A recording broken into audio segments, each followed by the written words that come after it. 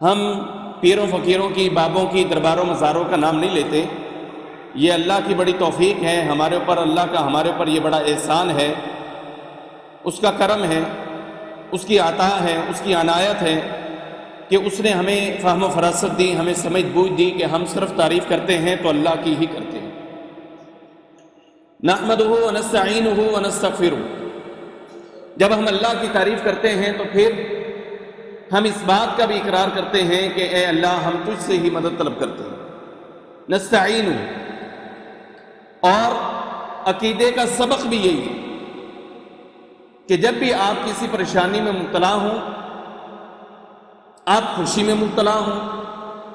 آپ پریشانی میں مبتلا ہوں، آپ مرض کے اندر مبتلا ہوں، آپ تکلیف کے اندر مبتلا ہوں، حتیٰ کہ آپ کو جوتی کا تسمہ بھی چاہیے، تو ہمیں یہ عقیدہ سکھایا گیا ہے کہ نستعین، اللہ ہم تجھ سے مدد طلب کرتے ہیں، تیرے علاوہ کسی اور سے مانگتے نہیں.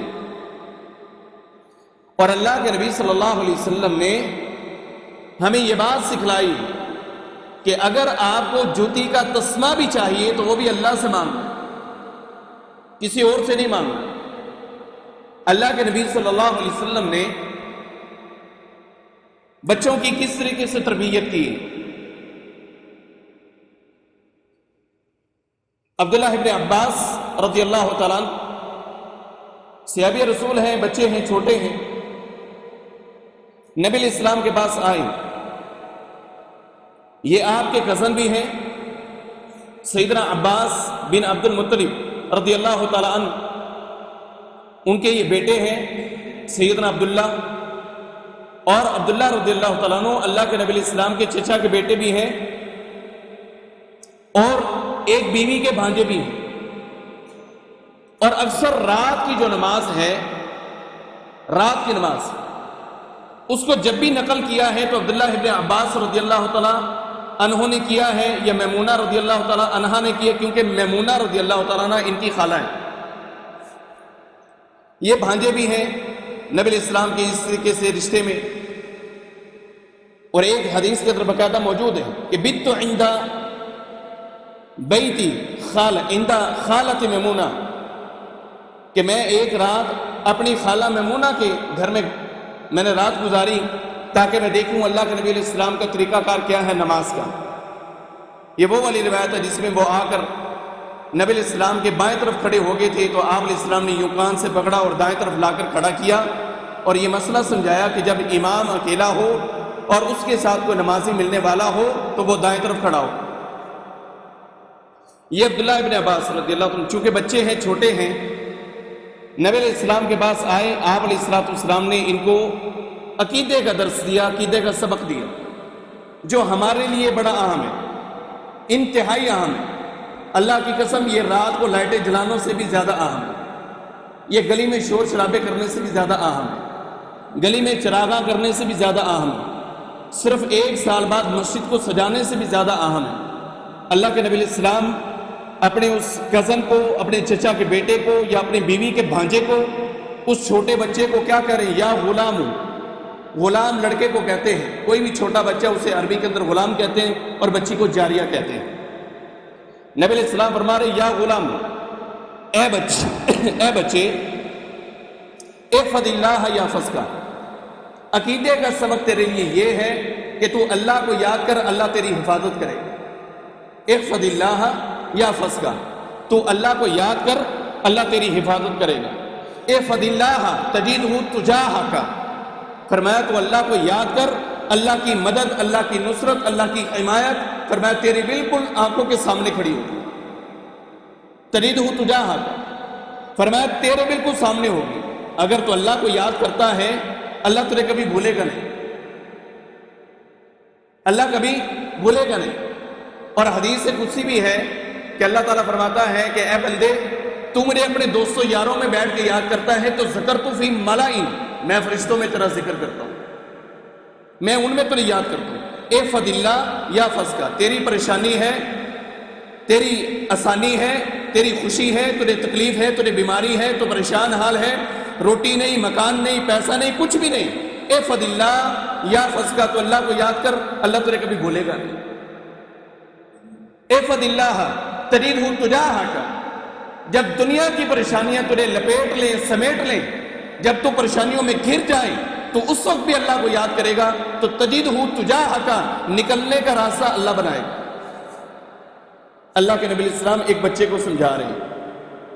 اور بچہ اتنی ہی عمر کا ہے کہ جسے ہم اے فار ایپل اور بی فار بیبی جو ہے وہ سکھاتے ہیں۔ جب ہم یہ سکھا رہے ہوتے ہیں اس وقت اللہ کے نبی علیہ السلام اتنی ہی عمر کے بچے کو یہ باتیں سکھلا رہے ہیں، سمجھا رہے ہیں،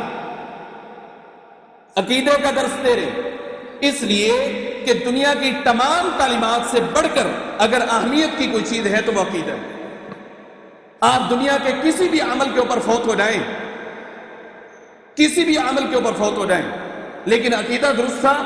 اللہ کے نبی علیہ السلام کی حدیث ہے کہ اللہ خود کہتا ہے غفرت، میں معاف کر دوں کسی عمل کے اوپر، لیکن عقیدہ اس کے اوپر کوئی کمپرومائز نہیں۔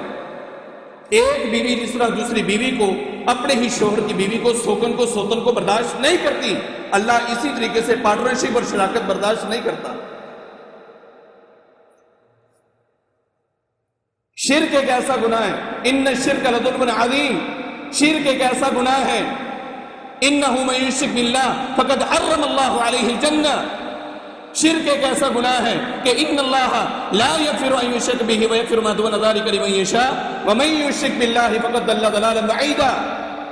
وقال تعالی فقد افترى اثما عظیما۔ شرک کے اوپر کوئی کمپرومائز نہیں، ہر عمل سے پہلے یہ عقیدہ جو ہے، شرط ہے جو اللہ کے نبی علیہ السلام ایک بچے کو دے رہے، اور کیا فرما رہے؟ احفظ اللہ یحفظ کا، احفظ اللہ تجدہ تجاہک، اور آگے فرمایا اذا سألت فاسأل اللہ واذا استعنت فاستعن باللہ، نستعین سے میں شروع ہوں، نستعین، کہ اللہ کے نبی علیہ السلام اپنے خطبہ میں کہا کرتے تھے ان الحمدللہ نحمدہ ونستعین، اور آپ اور میں دن میں 5 نمازیں اگر پڑھتے ہیں، فجر، ظہر، عصر، مغرب، عشاء، 5 نمازیں اگر فرض کی پڑھتے ہیں تو 5 نمازوں کی تمام رکعات میں ہم ہر رکعت میں ایک مرتبہ کہتے ہیں ایاک نعبد و ایاک نستعین، لیکن نہ مانے کا تجھے پتا ہے نہ مجھے پتا ہے، ادھر سے اقرار بھی کر رہے ہیں لیکن باہر نکلتے بازو کے اوپر جناب ہم تعویذ باندھ لیتے ہیں، گلے میں پٹا ڈال لیتے ہیں کہ اس سے میری حفاظت ہوگی، جب تو اس میں کر رہا ہے نستعین، جب تو نماز پہ اقرار کر رہے ہیں ایاک نعبد و ایاک نستعین، جب تو نے اس بات کا اقرار کیا پھر یہ سمجھ لیں یہ تعویذ، یہ گھنٹے، یہ دھاگے، یہ کڑے کچھ بھی نہیں کر سکتے، یہ تمہیں فائدہ نہیں دے سکتے، یہ کوئی معنی نہیں رکھتے، کوئی حیثیت نہیں رکھتے۔ اللہ کے نبی علیہ السلام نے بچے کو سمجھایا اذا سألت فاسأل اللہ، یاد رکھ بچے جب بھی سوال کرنے کی نوبت آ جائے تو سوال صرف اللہ کے سامنے کرنا، ہاتھ اللہ کے سامنے پھیلانا ہے، کسی انسان، کسی بشر کے سامنے ہاتھ نہیں پھیلانا۔ اور اللہ کے نبی علیہ السلام کا ایک عمل میں آپ کو بتلاؤں کہ نبی علیہ السلام تکیہ سے بھی کتنا بچا کرتے تھے۔ آپ علیہ السلام سواری کے اوپر بیٹھے اور آپ کی چیز گر گئی نیچے، صحابہ کھڑے تھے، اللہ کے نبی علیہ السلام اپنی سواری سے خود نیچے اترے اور اسے خود اٹھایا اور پھر اوپر چڑھ گئے، کسی صحابی کو نہیں کہا کہ یہ مجھے پکڑاؤ، حالانکہ یہ جائز ہے، یہ تحت الاسباب ہے، فوق الاسباب نہیں، یہ تحت الاسباب ہے کہ یہ چیز مجھے پکڑا دیں، یہ چیز مجھے دے دیں، لیکن اللہ کے نبی علیہ السلام نے ہمیں عقیدہ سمجھایا ہے کہ آپ کی چیز گری، آپ نے صحابہ کو نہیں کہا، آپ خود نیچے اترے، اپنی چیز کو اٹھایا، دوبارہ سواری پر بیٹھ گئے۔ اذا سألت فاسأل اللہ، عقیدہ ہے، عقیدہ۔